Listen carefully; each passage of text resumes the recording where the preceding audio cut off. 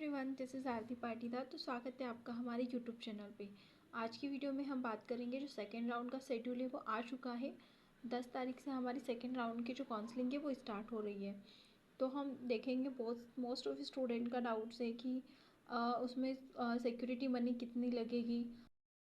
तो सबसे पहले हम देखेंगे cut off for second round का कट ऑफ है, इसको हम लास्ट में देखेंगे। इससे पहले हमको और भी जो कुछ डाउट्स हैं ना वो क्लियर करने हैं। सेकंड से देखते हैं हम अपग्रेड करने पर कौन सा कॉलेज मिलेगा। यस, अपग्रेड करना चाहिए आपको। अगर आप उस कॉलेज से सेटिस्फाइड नहीं हो तो आपको अपग्रेड करना चाहिए। और अपग्रेड करने की भी कंडीशन होती है। अगर हम फर्स्टली गवर्नमेंट कॉलेजेस के लिए देखते हैं कि क्या क्या कंडीशन होती है अपग्रेड करने के लिए, तो college allotted in first round, दो कंडीशन होती है। एक तो जिसमें कॉलेज अलॉट हो गया, सेकंड जिसमें कॉलेज अलॉट नहीं हुआ।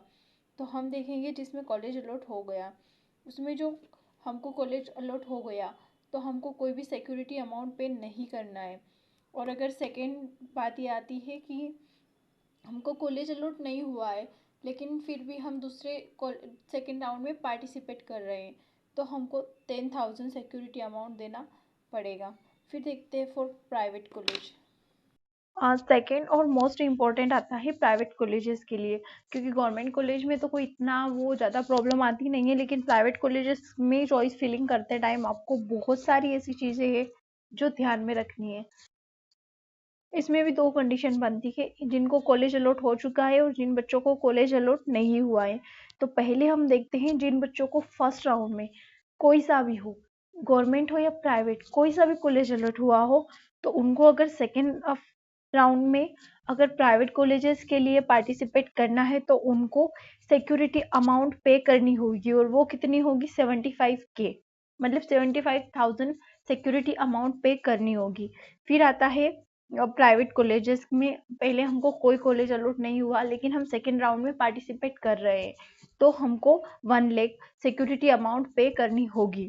अब हम आते हैं थर्ड पॉइंट पे, और ये सबसे ज़्यादा इम्पोर्टेंट पॉइंट हो जाता है। इसलिए भी हो जाता है क्योंकि ये 2023 तक ऐसा कुछ नहीं था, लेकिन 2024 जैसे काउंसलिंग स्टार्ट हुई कट ऑफ भी इंक्रीज हुआ है। और साथ में एक और इम्पोर्टेंट डॉक्यूमेंट वो होता है ITR, ये सर्टिफिकेट भी मांग रहे हैं।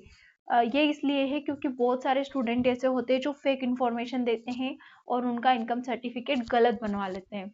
और फिर सबको पता है कि MP में अगर कोई प्राइवेट कॉलेज भी कर रहा है तो बहुत सारी ऐसी स्कॉलरशिप होती है जिससे उनकी पूरी फीस गवर्नमेंट पे करती है। तो अब ITR से सारी इन्फॉर्मेशन करेक्ट होगी। और ये इसलिए लगेगा क्योंकि अगर कोई बच्चा, ऐसा एग्जाम्पल देके समझा रही हूँ मैं, मुख्यमंत्री मेधावी जन कल्याण योजना या फिर पोस्ट मैट्रिक में आ रहा है और उन्होंने उनकी इसका ये है कि मतलब वो बच्चा बहुत गरीब है, उसके पेरेंट्स पे नहीं कर सकते, लेकिन अगर मान लो कि वो प्राइवेट स्कूल से, बेस्ट स्कूल से पढ़ा है, तो फिर वहाँ के जो स्कॉलरशिप डिपार्टमेंट है वो क्वेश्चन पूछेगा ना कि अगर आपके पास इतना पे नहीं है, आपके 4-5 बच्चे हैं और आपके सिर्फ इतनी सारी इनकम है, तो आप इन सबको इतने अच्छे स्कूल में कैसे पढ़ा रहे हो।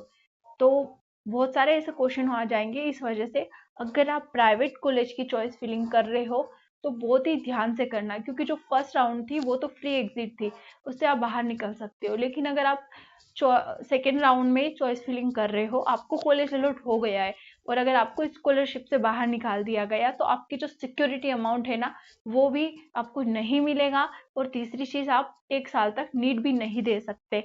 सो गाइस, आप प्लीज अगर आप सेकेंड राउंड की चॉइस फिलिंग कर रहे हो तो बहुत ही अच्छे से करना। सो गाइस, वीडियो को आगे बढ़ाते हुए अब हम बात करते हैं, जो सबसे मेन इंपॉर्टेंट बात है वो है एक्सपेक्टेड कट ऑफ कितना जा सकता है। तो फर्स्ट देखते हैं हम NGM इंदौर, जो कि MP का टॉप मोस्ट मेडिकल कॉलेज है, इसका एक्सपेक्टेड कट ऑफ कितना जा सकता है। तो जनरल कैटेगरी के लिए एक्सपेक्ट कर सकते हैं 678। आप प्लस या -5 नंबर ऊपर नीचे कर सकते हो, लेकिन इससे ज़्यादा कोई वेरिएशन नहीं आएगा।